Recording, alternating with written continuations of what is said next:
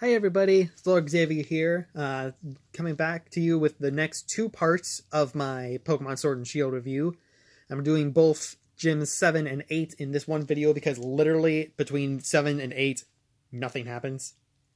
Like, you walk through a tunnel and then you're on to the 8th gym. That's all that happens. But I'm getting ahead of myself a bit here. So, leaving from Sir Chester to Spikemouth. Quite a too much happens, honestly. You go down to Route 9 and you immediately fight off some Team Yell Grunts who are bullying a Dreadnought and the same scientist person who gives you the Rotom bike in Route 5, and you beat the Team Yell Grunt, and this time the guy gives you the upgrade to give your bike the ability to go across the water, which is cool. And I immediately said, okay, screw going to Spikemouth for now. I'm going back to the wild area, going around some different areas that I can now access thanks to having the water available. Went to different places, the Lake of Outrage, Axew's Eye, got some items, fought some Pokemon. You know, all the fun stuff that you expect in that area. So then I went back to Route 9, went through. It was pretty... Being on the water for the first time on the bike is actually pretty cool. Like, I love how like the Mantike and the Mantine are just hopping out of the water, and Wailmer's just kind of just floating around. It's pretty cool. Going around, I do like navigating through the icebergs. I think that's pretty neat. The only thing that didn't make sense to me, well, two things that didn't make sense to me Pokemon-wise for that route is why there's Grapplock, I think. Yeah, Grapplock and Delmise, the Ghost Grass Anchor Pokemon, are there. Delmise I can kind of understand, that that's kind of like a little subtle nod to like the Titanic sinking in the Arctic, which that's the weirdest thing to make a reference to.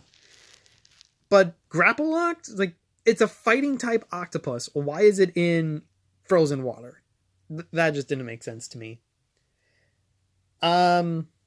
So yeah, there really isn't too much to talk about there. You go through Route 9 to the bottom part of Route 9, just outside of Spikemouth, and it's blocked off. Oh no, the gate is down. How are we gonna get in? Marnie.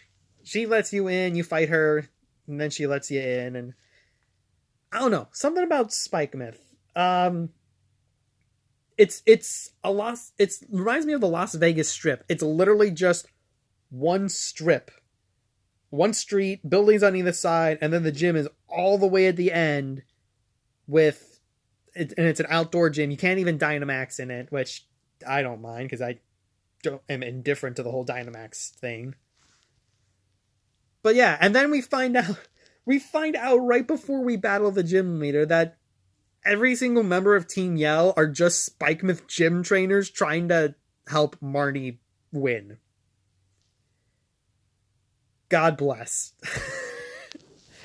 I mean, that's some extreme fan. That's like the extreme side of every fandom. It's still a little charming, I guess. Not as charming, though, as finding out that Piers, who was the Dark-type gym leader, which I really like his design, kind of like Cruella de Vil, punk rock Cruella de Vil. I really enjoy it. But we find out that Piers and Marnie are siblings. And then that's when it makes sense that Team Yell is constantly trying to help Marnie win. Because, oh, it's our boss's little sister. We gotta help him and show how great of a gym trainer we are. I don't know, I just like it. They're just a bunch of dorks. I like them. It was funny, though, when you're going through the gym. When you're going to the fighting arena and you're fighting all the Team Yell Grunts that are there, one guy just runs up, I didn't get to put my costume on! And that's when he tells you that, yeah, we're all gym trainers. And then you fight, and it's a double battle with a Team Yell Grunt, and then gym trainer, I forget his name, but you see him, he's in the outfit, but he doesn't have the face paint on. It's just like, oh my god, this is precious. So yeah, then you fight Piers. The one thing I didn't like about the battle, well, two things I didn't like about it. First, I'm pretty sure everybody has brought up this point, but the voice acting. It's so awkward to see. He's a rock star. He's on stage. He's the mic. He's like, yeah. I don't know what kind of rock he is, but he's screaming into that mic, and all you hear is some music in the background and just him tapping his foot. That's all you hear, and he's just like, almost like he's like, yeah, but nothing's coming out. It's almost like he's mute. Oh my! It's just freaking awkward. And then the second thing is, like, as you're fighting, he's telling you, like, all of his Pokemon's moves, all of their abilities, like, yeah, it's like, yeah, hit him with that, yeah, Skuntank, hit him with that Snarl and Toxic, or, you better watch out for my Malamar's contrary ability, we're gonna give you a rough time. It's like, stop giving away your strategy, man. I mean, all I gotta do is just, fighting and Bug-type moves to kick your ass, but still, like, your element of surprise just went out the window. Like, imagine if I didn't defeat his Malamar and he got off a superpower and his stats started raising. I'm like, oh, shit. But no.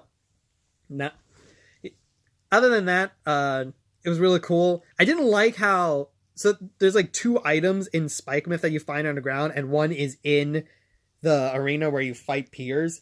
After you beat him, you get sent all the way to the other end of Spike-Myth, and you have to go all the way back to grab their choice specs, I believe. Yeah. Grab the choice specs, and then you go all the way back. I mean, you could fast travel, but still, it's like, I have to go all the way down to the end again, navigating through people walking through the town now. No. So then that's Spike-Myth. And then, like I said, so you step outside, there's an earthquake going on, and Leon's there. It's like, hey, thanks for coming, but I got this one, kid. You don't need to worry about it. Just keep going on your gym mission. I'm just gonna take care of it myself. I mentioned this on a post, on some Facebook post, saying that if you've ever played D&D and know the term railroading, that's what I feel like this game has been for a majority of it. Especially, like, the story. You just kind of railroaded into this one, and they keep... and it's more noticeable because they keep telling you, don't worry about what's going on. Just keep focusing on this. And someone made the counter argument saying, yeah, but other Pokemon games have railroaded you before. And I'm like, that's true, but 1, they were a lot more subtle about it. And 2, they were at least railroading you into doing something important. Like, Pokemon are just Dynamaxing out of nowhere, giant Pokemon are happening, and you're just supposed to be like, I don't see anything, so it's not a problem to me, I'm gonna go get the next gym badge. Like, what? Anyone with any every gym, that's a cool idea.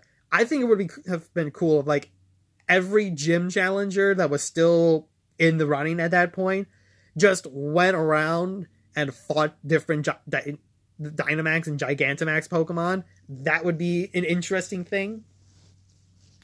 But no, we just walked through a tunnel, which, oh my god, I spent way longer than I had to in that tunnel because the people were... It was a forced, like, little mini maze because there were people around. You had to weave in between the people. I just wanted to be like, all right, hop on my Corviknight and just fly over their heads.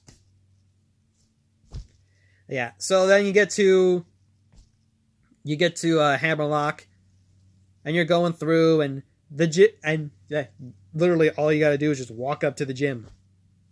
So his gym mission is the Dragon type. It's a Dragon type gym, and his gym mission is, all right, I got 3 trainers here. You're gonna double battle each of them, and then you're gonna double battle me. Which is actually something a little different. And even though there's the Dragon type gym, the first one was a Pelipper with Drizzle and a Sliggoo, which would have made use of its abilities in the rain. So they were being smart about it, but at the same time, it kind of reminded me of, like, the Elite Four in Sinnoh, where it's like, I'm Flint, I'm the fire type gym leader, has an Infernape and a Rapidash and 3 non-fire Pokemon. It's like, you're a fire type Elite Four, and you only have 2 fire types. They fixed that in Platinum, though, so can't really complain too much.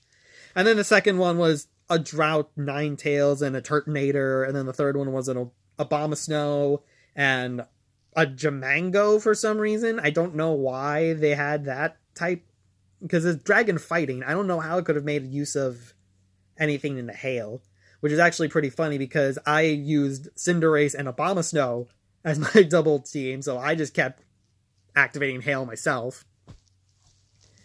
And then the gym battle, the final gym battle, it was pretty funny because I actually saw a couple people, like, after I beat him, I went on YouTube and watched a couple people battling through it, and they were having a lot of trouble with his Sandaconda and Duraludon tag team. For me, I just lasted 3 turns. You know, Abomasnow used Blizzard. Abomasnow used Blizzard. And then Gigantamax, Abomasnow used Max Quake. That's all I really did. I used Cinderace's turn to just keep healing my Abomasnow. Ah, man. Although I did have to admit that it was the last gym battle, so I cranked up the volume and just listening to the hype of the music. I swear, like, the best thing that these games do is the soundtrack. That gym leader music. I always liked the gym leader music, like especially in Black and White and in Gen 5 when you get to their last Pokemon and the music picks up like crazy. That's pretty cool. And it kind of the same thing happens here. Like you get to their last Pokemon in the gym leader and then the track starts up again, but now you got the people chanting. Oh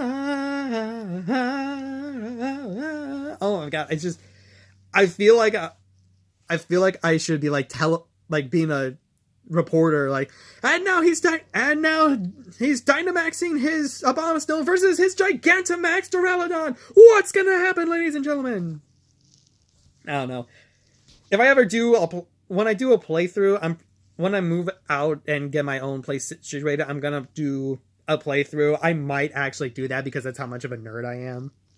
But yeah, now I got all 8 gym badges. I can catch all the Pokemon that I want. I can get every item in the stores. Yay, full restores. And yeah, now all that's left is just going through whatever. I know there's no victory road, so it's just going through the last route and fighting the gym challenge, the Champion Cup. So I'm really looking forward to that, and I will get back to you when I do that. So it's going to be that part, and then I'm going to do the post story, however much post story there is, and then I'll do a full over final thoughts on the whole game. So that's something to look forward to, and I will talk to you guys later. Take care.